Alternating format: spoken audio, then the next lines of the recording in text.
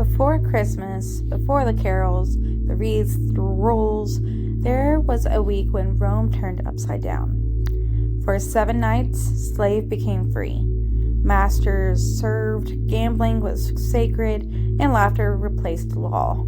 Not as chaos for chaos's sake, but as ritual. This was Saturnalia, the ancient festival where the sun was reborn through mischief, where time softened and the world remembered what it felt like to be equal again. And here's the part most people never tell you. Saturnalia wasn't just a party. It was a magical reset. A moment in the dark where the soul was allowed to breathe, to release the weight of the year, and to welcome the return of the light. So tonight, I'm inviting you back into that forgotten doorway, to meet the god of time, to unravel the sacred chaos, and to remember why joy itself was once considered an act of magic. Let's step into the world that created Saturnalia. To understand this festival, we need to meet the deity at its heart, Saturn, one of the oldest, most complex gods in Roman mythology. Saturn isn't simply a god of harvest. He is the god of time, of endings and beginnings, of boundaries and lessons, but also a distant mythic utopia known as the Golden Age. According to Roman myth, Saturn once ruled a world where there was no slavery, no hierarchy, no hunger, and no war. Humanity lived in perfect abundance. The earth fed everyone freely, and the world was guided by wisdom instead of fear. But after Saturn fell from power, that golden age ended. People entered the era of labor, social order, and struggle. And yet, the Romans believed the mystery of that perfect age lived on inside Saturn himself, buried but not extinguished. And so, once a year, they brought it back.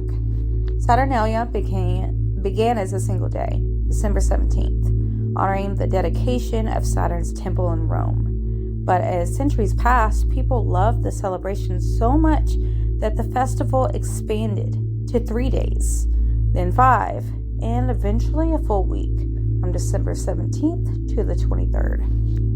And during this time, Rome became almost unrecognizable. The most striking tradition was role reversal. Slaves were temporarily free. They could speak openly, joke with their masters, even criticize them without consequence. Masters served dinner to their slaves, symbolizing the return of the Golden Age, where no one was above another. People wore a relaxed garment called the synthesis instead of the formal toga. It meant, tonight we are equals. Tonight we rest. Formality was suspended.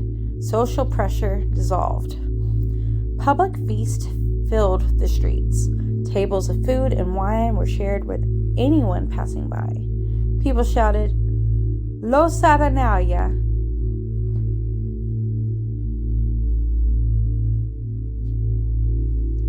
A joyful cry that signaled freedom from the ordinary.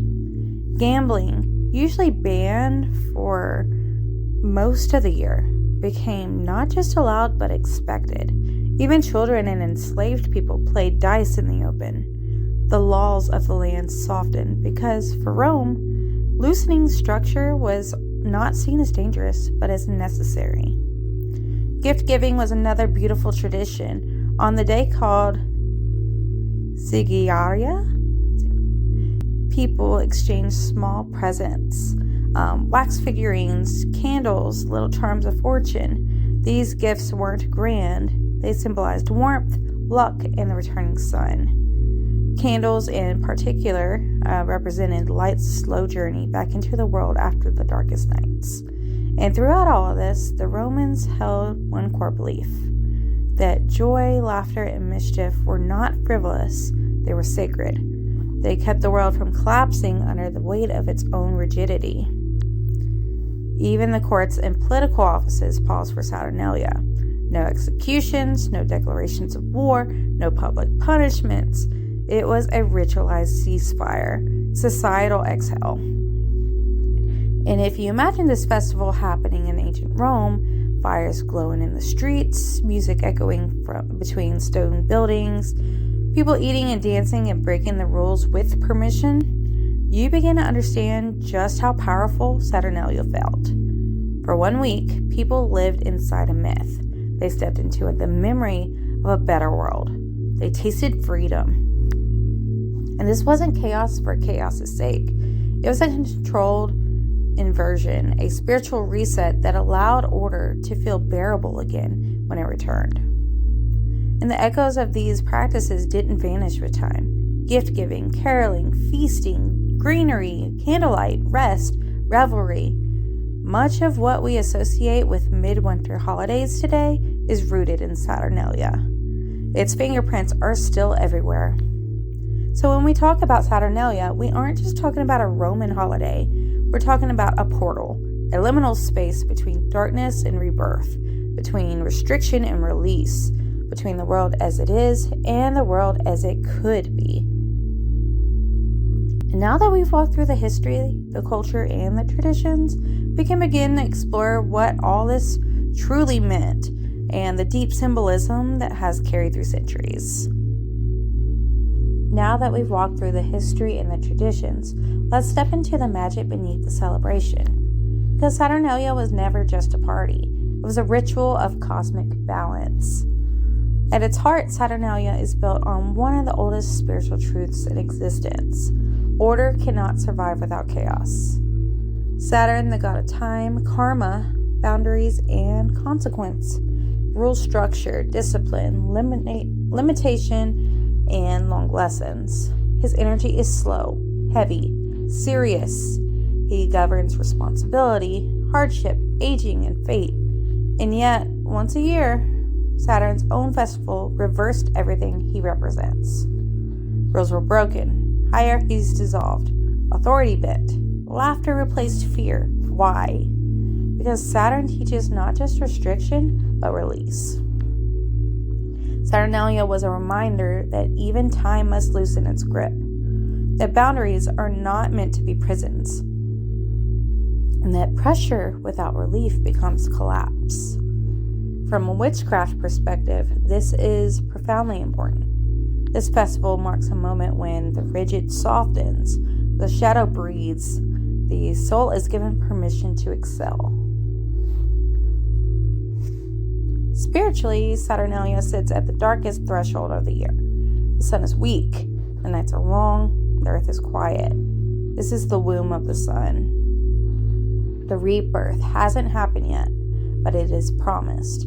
And so Saturnalia becomes the sacred space between death and rebirth, endings and beginnings, control and surrender.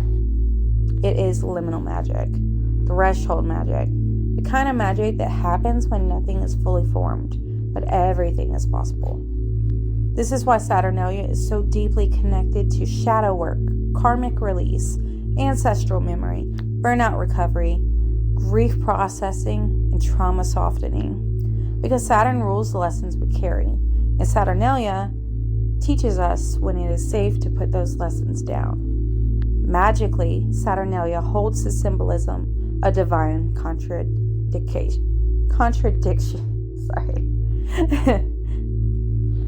Chaos that heals, a rebellion that restores, laughter that purifies, and excess that empties the soul of heaviness. From the elemental lens, Saturnalia works through earth and fire. Earth because Saturn governs the weight of reality, material survival, the body, the bones, the harvest, the aging process. And fire because Saturnalia is lit with candles, torches, hearth fires, feast, and warmth, returning to frozen ground. So earth holds the lesson, fire releases it. This is why candle magic is so powerful during Saturnalia. Not for manifestation yet, but for release. Not for building, but for unbinding. And then there is the planetary magic. So Saturn governs karma, time loops, life lessons, long initiations, and the parts of ourselves shaped by survival.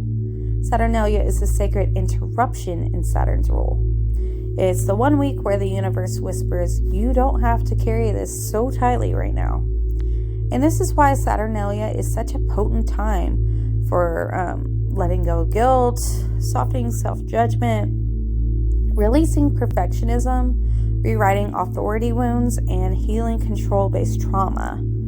Spiritually speaking, Saturnalia isn't about abandoning responsibility forever. It's about remembering that you are more than what you carry. There is also profound ancestral symbolism here. When slaves were free for a week, when voices long silenced were allowed to speak, when laughter replaced fear, this echoed ancient ancestral memory of a time before rigid hierarchy, a memory that lives in our blood, not just our stories. Many witches today experience Saturnalia as an ancestral softening, time when ancestral wounds around labor, survival, authority, and silence rise gently to be felt and released. It's not loud shadow work, it's tender shadow work. And this is where Saturnalia becomes not just historical, but deeply personal. Because most of us today live under Saturn's weight constantly. Productivity culture, hustle trauma, capitalistic worth, survival conditioning, the belief that rest must be earned. Saturnalia reminds us that rest was once considered holy rebellion. Joy was a spiritual act, and laughter was medicine. This is why many modern witches do not work Saturnalia as a manifestation festival, but as a threshold festival, a place to pause, to feel what is heavy, to release what no longer fits, to sit in the dark without rushing to fix it, to let the sun rise on its own. And when you understand Saturnalia through this lens, you realize it was never about indulgence.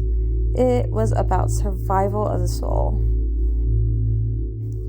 And now that you understand the symbolic and magical layers beneath this ancient festival, we can talk about how witches today step into Saturnalia, not as spectators of history, but as living practitioners of its medicine. Today, Saturnalia lives on not as a wild street festival, but as a quiet rebellion of the spirit. Modern witches rarely recreate the chaos of ancient Rome outright. Instead, we translate its meaning into practices that fit our lives, our nervous systems, our boundaries, and our healing. And at its core, modern Saturnalia work asks one simple question: where has life become too heavy to carry alone? Many witches work Saturnalia through shadow release rituals, gentle ones. And this is a season for naming what you are done holding: old expectations, survival guilt, productivity shame, generational pressure, authority wounds, or the belief that your worth must be earned. Rather than forcing transformation, Saturnalia invites soft unbinding. Some witches work with Saturn directly during the season through devotional candles, offerings of bread and wine, whispered prayers for wisdom, patience, and release from cycles that have run their course. Others honor the ancestors, not through heavy mourning, but through joy in their name. Laughter becomes offering, peace becomes prayer, rest becomes remembrance. There is also deep Saturnalia magic in chosen family. Many witches gather in small, intimate circles. They cook together, they exchange symbolic gifts, they share stories of the year's losses and victories.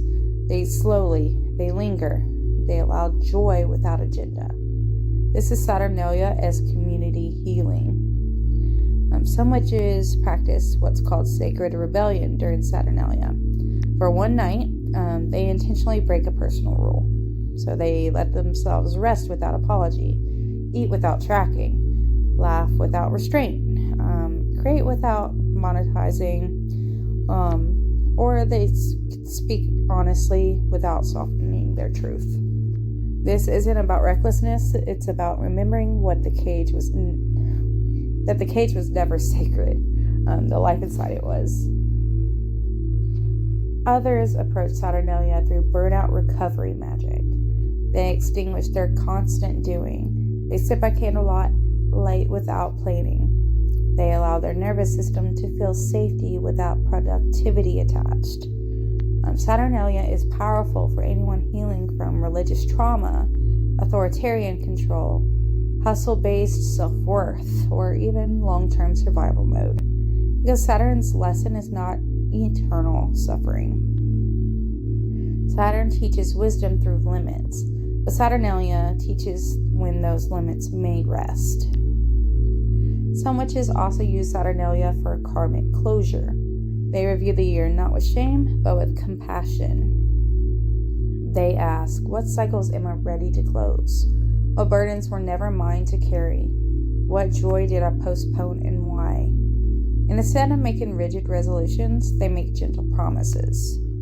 Promises to soften, to rest sooner, to honor joy without guilt, to live with a little more freedom inside the rules that still remain. Saturnalia is also a powerful time for creative magic.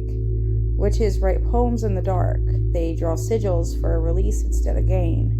They create art without trying to sell it. They make music just to feel it move through their bodies. This is Saturnalia's reminder. You were never meant to be only productive. You were meant to be alive.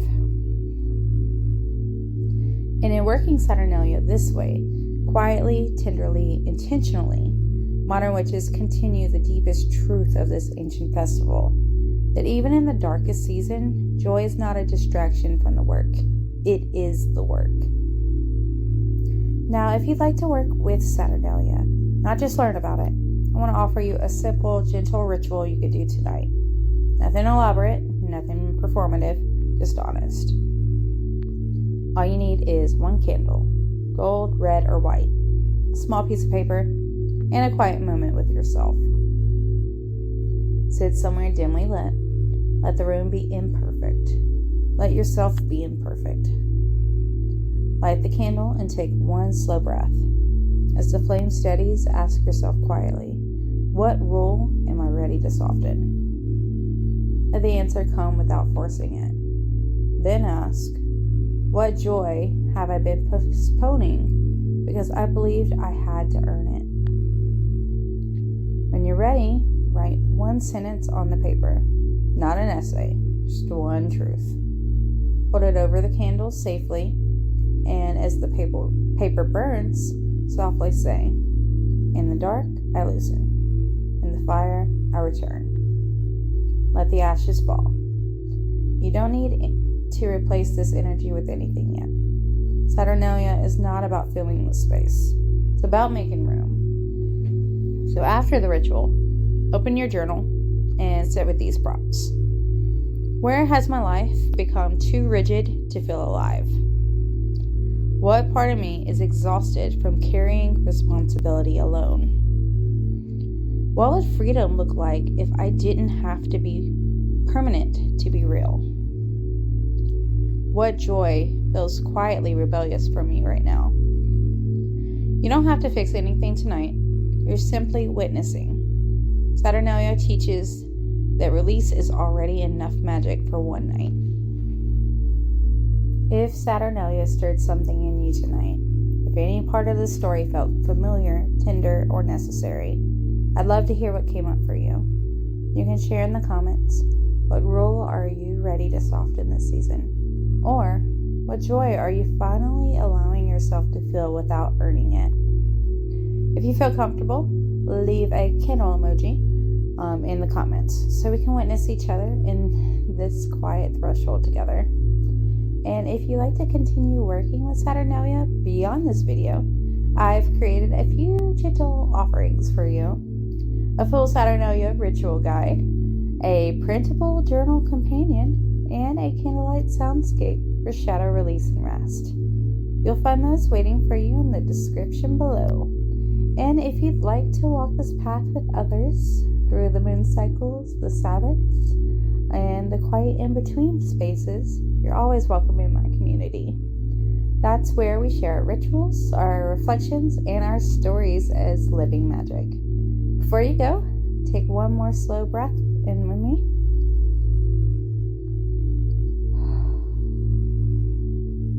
The light is returning. You don't have to rush it. You don't have to earn it. Thank you for letting me share this moment of Saturnalia with you. Until next time, be gentle with your magic.